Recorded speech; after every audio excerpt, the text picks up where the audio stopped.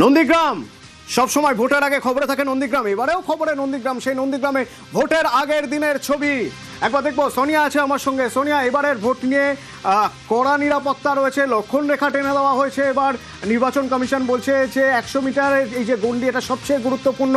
শুভেন্দু অধিকারী লড়ছেন এখান থেকে। নন্দীগ্রাম ভোটের আগের বিকেলের ছবি তোমার মাধ্যমে একটু দেখতে চাইবো।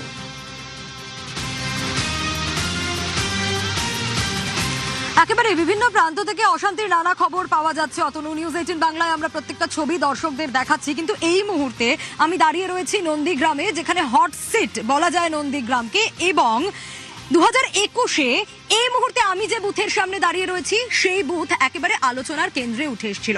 নিশ্চয়ই মনে আছে আমাদের দর্শকদের, আরো একবার মনে করাবো যে মমতা বন্দ্যোপাধ্যায় নন্দীগ্রামে তেখালির সভাতে এসে বলেছিলেন, আচ্ছা আমি যদি নন্দীগ্রাম থেকে দাঁড়াই তাহলে কেমন হয়। এবং যেমন কথা তেমন কাজ, তিনি নন্দীগ্রাম থেকেই দাঁড়িয়েছিলেন 2021-এ। এবং যখন ভোট গ্রহণ পর্ব চলছিল সে সময় তিনি রেয়াপাড়ার বাড়িতে ছিলেন, সেখানে খবর পেয়েছিলেন যেখানে উত্তেজনার পরিস্থিতি তৈরি হয়েছে। এবং তারপরই পায়ে চোট ছিল মমতা বন্দ্যোপাধ্যায়ের। সেই পায়ে চোট নিয়ে হুইল চেয়ারে করে ঠিক এই বুথে, ঠিক এই জায়গায় মমতা বন্দ্যোপাধ্যায় এসে দাঁড়িয়েছিলেন, বসেছিলেন।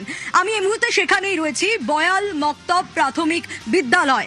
এই বুথের ছবিটা যদি দেখাই তাহলে দেখতে পাবে কেন্দ্রীয় বাহিনীর কড়া নিরাপত্তা রয়েছে যেরকম, ঠিক সেরকমই সিসি ক্যামেরায় মুড়ে দেওয়া রয়েছে গোটা বুথ কেন্দ্র। এবং শুধু তাই নয়, ডিসিআরসি কেন্দ্রগুলো থেকে এখনো পর্যন্ত এসে উপস্থিত হননি ভোট কর্মীরা, কিন্তু চারিদিকে কড়া নিরাপত্তা ব্যবস্থা। এই যে লক্ষণ রেখার কথা বলছিলে, এই লক্ষণ রেখা কিন্তু এই বুথের 100 মিটারের বাইরে টানা আছে।